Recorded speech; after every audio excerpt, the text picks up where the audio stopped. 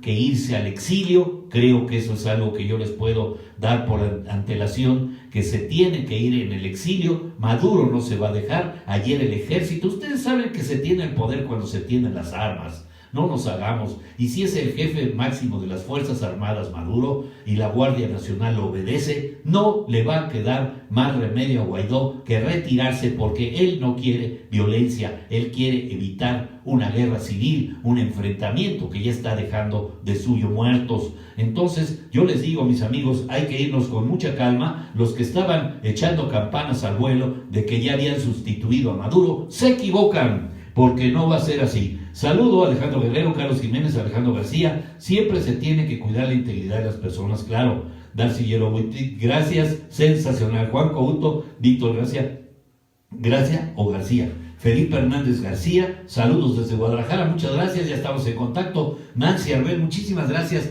Gracias, Claudita de la Mora, que me hiciste un comentario muy lindo de que pues no tienes buena recepción a donde andas, y que gracias a este canal te enteras de todo lo que está sucediendo en nuestro país y en gran parte de nuestro continente, como es esta situación de Maduro, que desde el Palacio Presidencial ayer de Miraflores a decir que la caja de todos los venezolanos y que aquí serán bien recibidos. Yo no soy de Maduro.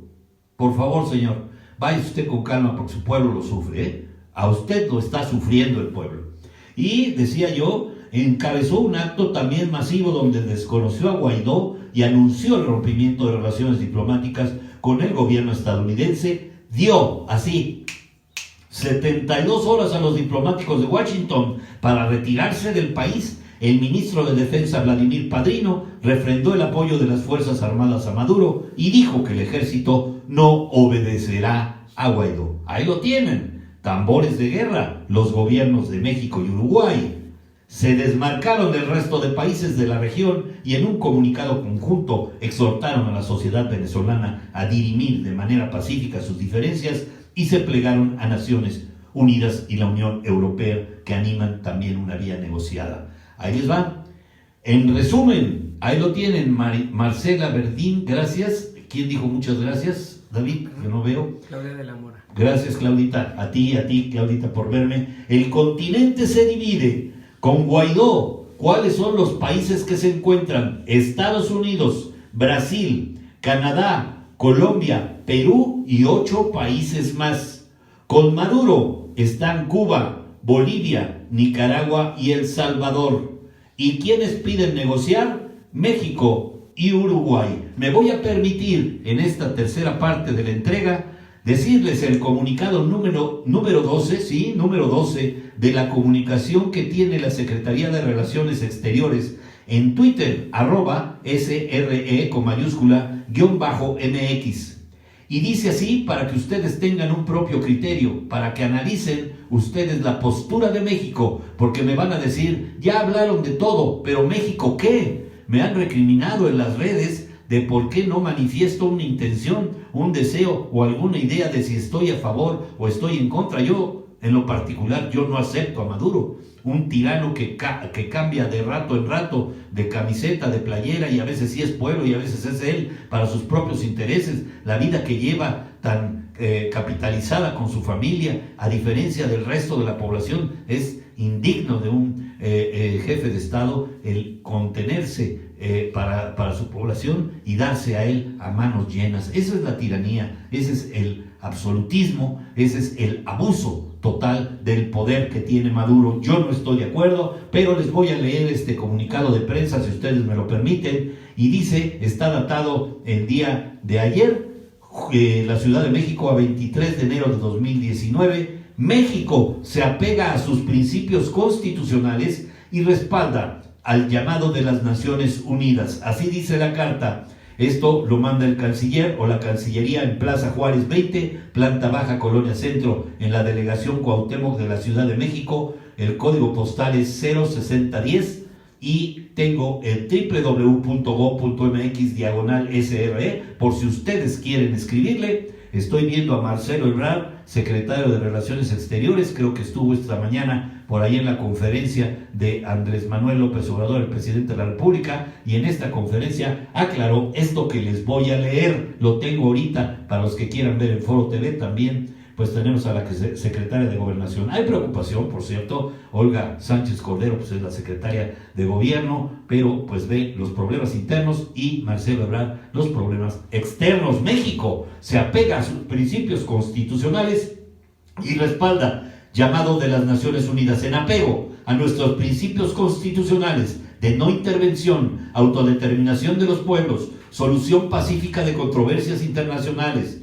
igualdad jurídica de los estados, respeto, protección y promoción de los derechos humanos y de lucha por la paz y la seguridad internacionales, artículo 89, fracción 10 de nuestra Constitución, México no participará en el desconocimiento del gobierno de un país con el que mantiene relaciones diplomáticas. Coincidimos plenamente con el llamado de la ONU a que todos los actores involucrados en el conflicto en Venezuela reduzcan tensiones, hagan los mayores esfuerzos por evitar un escalamiento y rechacen cualquier tipo de violencia política. Compartimos además con la República Oriental del Uruguay el exhorto al diálogo entre las partes, al igual que España y Portugal. Hacemos votos por una salida política a la situación de Venezuela. Ahí lo tienen. Me decías el día de ayer, mi querida Sony, que tú tenías miedo por estas expresiones.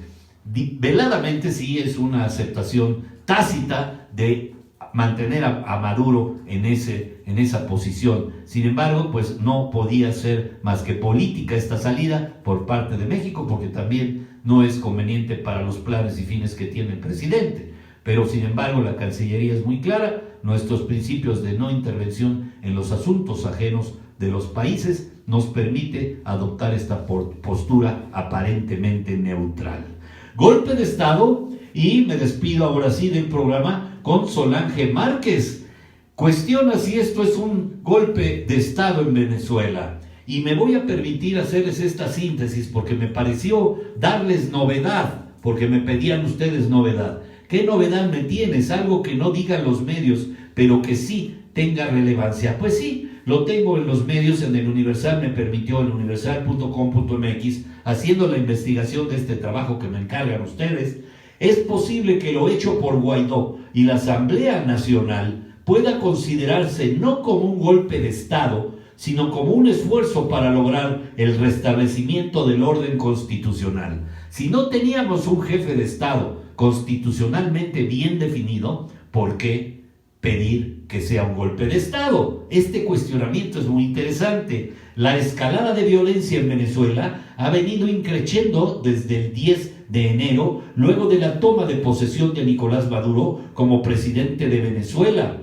El proceso electoral estuvo plagado de irregularidades luego de que el propio presidente asestara un golpe de Estado a la Asamblea Nacional con mayoría de oposición al emitir un decreto convocando a una asamblea constituyente, y él no tiene esas facultades, sin contar con ellas, con estas facultades constitucionales para hacerlo. La Asamblea Nacional fue disuelta y tanto la Constituyente como el Tribunal Supremo de Justicia se arrogaron sus facultades en abierta violación a la Constitución política. A la crisis política se suma una crisis económica de enormes dimensiones que ha puesto en la mira del mundo a un país entero migrando por la falta de alimentos e insumos básicos.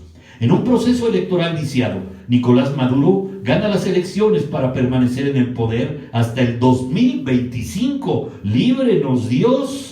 Si de legitimidad se trata, el gobierno de Nicolás Maduro ha carecido de ella, tanto en el origen como en el ejercicio. Las elecciones de mayo pasado tuvieron un bajísimo porcentaje de participación y las protestas por la situación económica han ido creciendo día con día. La autoproclamación de Juan Guaidó, presidente de la Asamblea Nacional, tomó por sorpresa a los medios internacionales, a todos yo creo, amparándose en el artículo 233 de la Constitución venezolana, que señala el procedimiento de sustitución presidencial en los casos de falta absoluta del presidente por muerte, renuncia, destitución o incapacidad físico-mental. Yo creo que ahí también algunas de estas hipótesis se cumplirían. Sin embargo, hay que señalar que la destitución por incapacidad tendría que ser decretada por el Tribunal Supremo y luego aprobada por la Asamblea Nacional. En este sentido, la violación constitucional por parte de la Asamblea Nacional sería evidente. En su discurso, Guaidó apeló a estos principios constitucionales para rebelarse contra un régimen considerado usurpador.